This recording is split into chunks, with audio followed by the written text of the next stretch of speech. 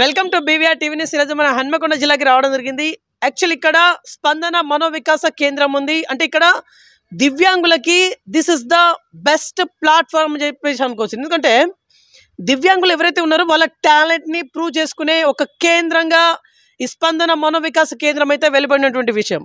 So ఈ స్పందన మనోవికాస కేంద్రాన్ని రన్ చేసినటువంటి మాదాటి సుచరిత రెడ్డి గారు మనతోనే ఉన్నారు. యాక్చువల్లీ దివ్యాంగులు ఎంతమంది ఉన్నారు ఇక్కడ ఏమైనా ఫీ ఏమైనా చెల్లించాల్సినటువంటి అవసరం ఏమైనా ఉందా?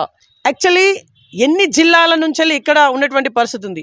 అంటే ఓన్లీ వరంగల్ జిల్లా వాళ్ళే ఇక్కడికి ఉన్నటువంటి పరిస్థితి, వేరే జిల్లా నుంచి ఏమైనా వచ్చే అవకాశం ఏమైనా ఉండబోతుందా? ఇట్లాంటి లేటెస్ట్ ఇన్ఫర్మేషన్ కొంత తెలుసుకుందాం. నమస్తే మేడం, బాగున్నారా? నమస్తే అండి, బాగున్నాం సార్. ఈరోజు మా ఇంటర్వ్యూ తీసుకోవడానికి వచ్చినటువంటి బీవీఆర్ టీవీ యజమాన్యానికి మా స్పందన పిల్లల తరఫున మా తరఫున thank you. Okay madam, actually ఈ స్పందన మనోవికాస కేంద్రాన్ని ఎప్పుడు స్టార్ట్ చేశారు? ఏ ఇయర్లో స్టార్ట్ చేశారు? స్పందన మనోవికాస కేంద్రాన్ని 1999లో ఇద్దరు చిన్నారులతో స్టార్ట్ చేసి ఈరోజు మా దగ్గర 30 మంది చిన్నారులు శిక్షణ పొందుతున్నారు. ఓకే, మరి ఎందుకని స్టార్ట్ చేశారు మేడం? అంటే ఏదైనా ఒక కేంద్రం, అంటే ఏదైనా ఒకటి స్టార్ట్ చేసే ముందు దాని వెనకాల ఒక ఆంతర్యం అయితే కంపల్సరీ ఉంటుంది. అంటే ఈ దివ్యాంగుల కేంద్రం ఒకటి స్టార్ట్ చేయాలంటే దీని వెనకాల ఉండేటువంటి ఆంతర్యం ఏంటిది?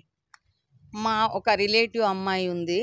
ఆ అమ్మాయిని చూసి నేను హౌస్ వైఫ్గానే ఉన్నాము. హౌస్ వైఫ్గా తను ఎంప్లాయీ. మేము హౌస్ వైఫ్గా ఉన్నప్పుడు ఆ అమ్మాయి వాళ్ళ పేరెంట్స్ కానీ వాళ్ళ తాత అమ్మమ్మ వచ్చి మా పక్కకి ఇండ్లు ఉన్నప్పుడు వాళ్ళు రావడము, అమ్మాయి కోసం బాధపడము చూశాక అప్పుడే అంతలోనే ఇట్లాంటి పిల్లలు ఉంటారు అని కూడా నాకు అర్థమైంది. ఇలాంటి పిల్లలకు మనకు ఏదన్నా ఒకటి చెయ్యాలి అన్న ఆలోచన రావడము, అంతలోనే హైదరాబాద్లో ట్రైనింగ్ పడడము, ఆ ట్రైనింగ్ చేసి వచ్చి ఇట్లాంటి పిల్లలకు చేయాలన్న ఆలోచనతోని ఈరోజు స్టార్ట్ చేసి 30 మంది చిన్నారులను తీర్చిదిద్దుతున్నాం.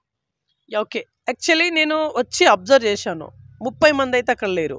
ఏం చెప్తారు? ఓకే, ఈరోజు మేడారం జాతర సందర్భంగా డే పిల్లలు కానీ కొందరు తల్లిదండ్రులు వాళ్ళను తీసుకొని వెళ్ళారు కాబట్టి పిల్లలు తక్కువ మంది ఉన్నారు.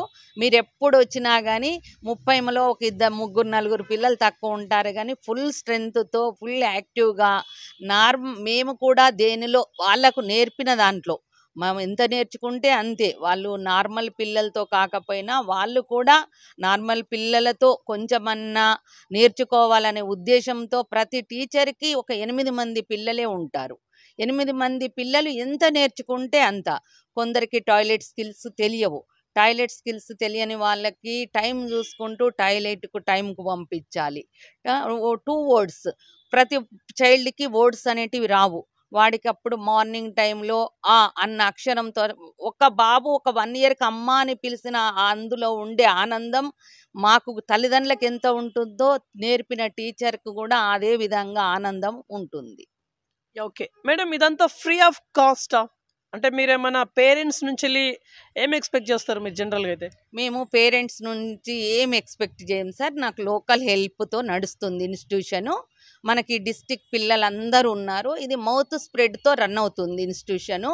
ఇక్కడ ఒక బాబునేసాడు అనుకోండి, పలానా స్కూల్దల్లో పిల్లోడు ఇది నేర్చుకున్నాడు అని వాళ్ళు ఎవరైనా తెలిసిన వాళ్ళు ఇంకొక అబ్బాయి అవపడ్డప్పుడు చెప్తే ఇట్లా మౌత్ స్ప్రెడ్తోనే అందరూ వచ్చిన పిల్లలు ఉన్నారు. ఓకే, అంటే ఇది ఓన్లీ వరంగల్, అంటే ఉమ్మడి వరంగల్ జిల్లాలో ఉన్నటువంటి పిల్లలు మాత్రమే ఇక్కడ ఉన్నారా, లేకుంటే ఇంకా వేరే జిల్లాకు చెందినటువంటి పిల్లలు ఏమైనా ఉన్నారా ఇక్కడ?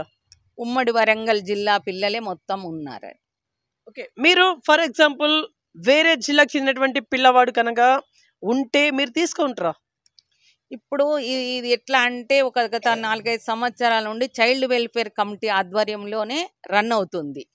18 బిలో పిల్లలందరూ మేము వాళ్ళకు లిస్ట్ ఇస్తాము, మా దగ్గర ఇంతమంది షెల్టర్ ఉన్నారు అని.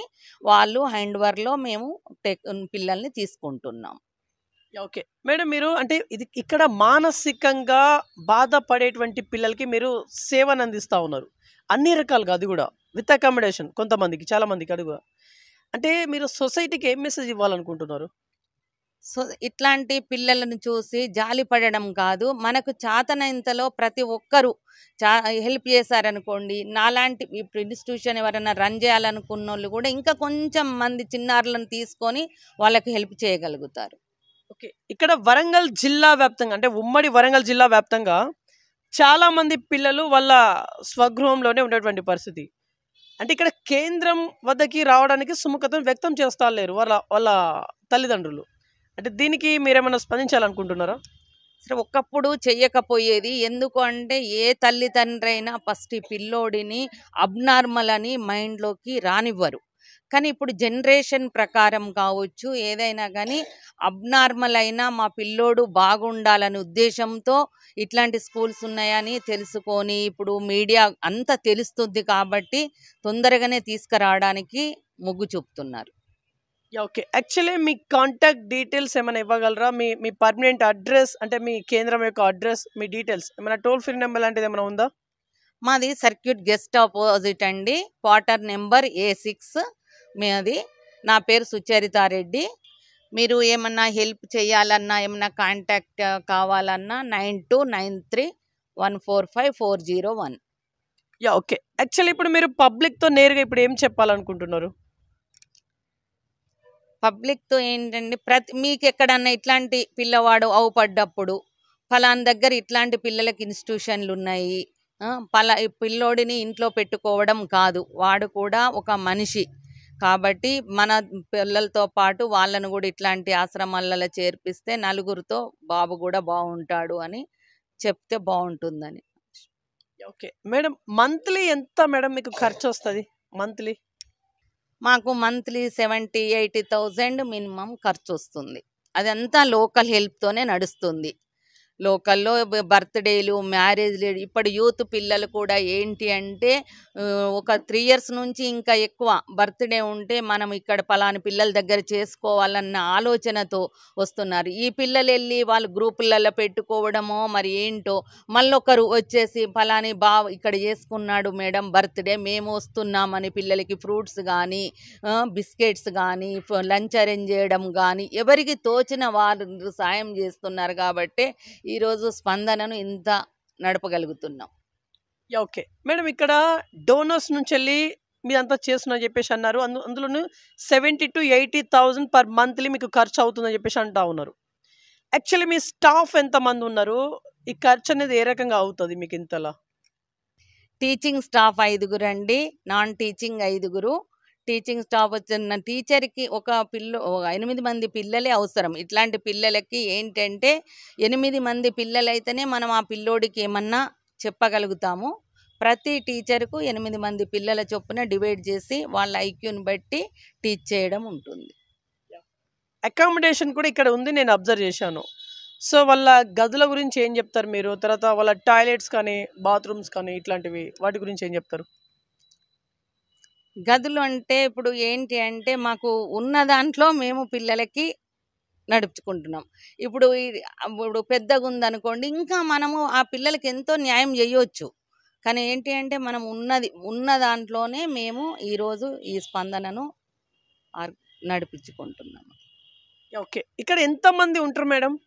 అంటే కంప్లీట్‌గా ఇక్కడ విత్ అకామిడేషన్‌తోనే ఎంతమంది ఉంటారు ఇక్కడ? 18 మంది చిన్నారులు లోపటుంటారండి. 12 మంది పిల్లలు డేగా మార్నింగ్ వచ్చి ఈవినింగ్ ఎళ్ళిపోతారు.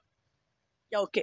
యాక్చువల్లీ ఇక్కడ అంటే పిల్లల్ని ఈ రకంగా సేవా కార్యక్రమంతో, ఒక సేవా దృక్పథంతో ఏదైతే చేస్తా ఉన్నారో మీరు, ఇదంతా ఎందుకు చేస్తున్నారు అని జెప్పేసి ఎవరైనా అడిగిల్లా మిమ్ములని? సేవా దృక్పథం ఎందుకు చేస్తున్నారు అని కరెక్ట్ అడగలేదు. ఇప్పుడు మీరు అడిగారు గదా సార్! దానికే అనుకోండి ఆన్సరు. భగవంతుడు ఇప్పుడు ఒకరికి హెల్ప్ చేయమని ఎంతోమంది డోనర్స్ వచ్చి హెల్ప్ చేస్తున్నారు గదా! మాకు గూడా భగవంతుడు ఒకప్పుడు ఏంటి ఈ పిల్లలకి హెల్ప్ చేయండి అని రాసి పెట్టుంటాడు కావచ్చు. నేను మ్యారేజ్ అయ్యి మా వారు ఎంప్లాయ్ ఉన్నాక గూడా ఈ పిల్లలతో గడుపుతున్నాను అంటే నేనైతే ఏనాడు గూడా ఈ పిల్లలు నా పిల్లలలాగానే అనిపిస్తుంది గానీ, నా పిల్లలన్నా ఇంకా వాళ్ళు బాగున్నారు కాబట్టి ఒక నిమిషం వదలగలుగుతాను గానీ, ఈ పిల్లలకి నాకు వదలలేను. వదలాలన్నా గానీ ఈ పిల్లలతో అటాచ్‌మెంట్ అట్లా ఉంటుంది. అది అనుభవించిన వాళ్ళకే వాళ్ళది తెలుస్తది. అనుభవించితేనే ఈ పిల్లలలో ప్రేమ, ఆప్యాయత ఎంతుంది అనేది అది మాకు అర్థమవుతుంది. ఓకే మేడం, వీక్లీ స్పెషల్ ఏం పెడతారు మీరు? వీక్లీ వైజ్ గా స్పెషల్ అంటే ఏమైనా పెడతారా, నాన్ వెజిటేరియన్ లాంటిది? నాన్ వెజిటేరియన్ అంటే మాకు సుమన్ డాక్టర్ గారు వీక్లీ చికెన్ పంపిస్తారు, ఎగ్స్ పంపిస్తారు, డోనర్స్ కూడా హెల్ప్ ఉంటుంది. ఇప్పుడు బర్త్డేలు మ్యారేజ్లు అంటే కూడా చికెన్ అరేంజ్ చేస్తారు, ఎగ్స్. అండ్ నలుగురి దాతల సాయంతో పిల్లలకి ఫుడ్ కానీ అంతా okay. Okay. So government guide line ప్రకారం పిల్లల్ని మానసికమైనటువంటి పిల్లలని కాకుండా దివ్యాంగులు అని చెప్పేసి సంబోధించాలని చెప్పేసి అంటా ఉన్నారు. సో ఇక్కడ దివ్యాంగుల గురించి మీరేం చెప్పాలనుకుంటున్నారు? ఇంతకుముందు మీరు చూశారు కదండి, మానసిక అనే బదులు దివ్యాంగులు అంటే వాళ్ళు కూడా మనతో సమానం. అంటే ఈక్వల్గా కాకపోవచ్చు, కానీ ఏంటి అంటే ఆ పిల్లలు ఇప్పుడు మీరు గమనించారు ఎంత ఆప్యాయతగా ప్రేమగా మిమ్మల్ని అన్న అని పిలుస్తుంటే మీరు వాళ్ళను ఎంత ఆప్యాయంగా మీ ఫేస్లో కళ అనేది ఉందో, అంతే వాళ్ళు కూడా నార్మల్గా దివ్యాంగులు అంటే బాగుంటుంది అన్న కాన్సెప్ట్తో గవర్నమెంట్ వాళ్ళు దివ్యాంగులు మానసిక అనొద్దు అని.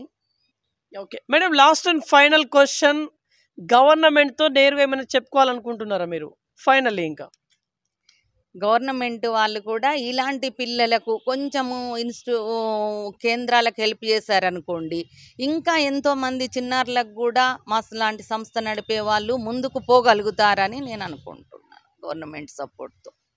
ఓకే. సో ఇదండి ఇవాళ ఇంటర్వ్యూ. నెక్స్ట్ మరొక ఇంట్రెస్ట్ మరి ఇంపార్టెంట్ మీ ముందు చూస్తున్నాను. BVR TV news. Until then bye, take care.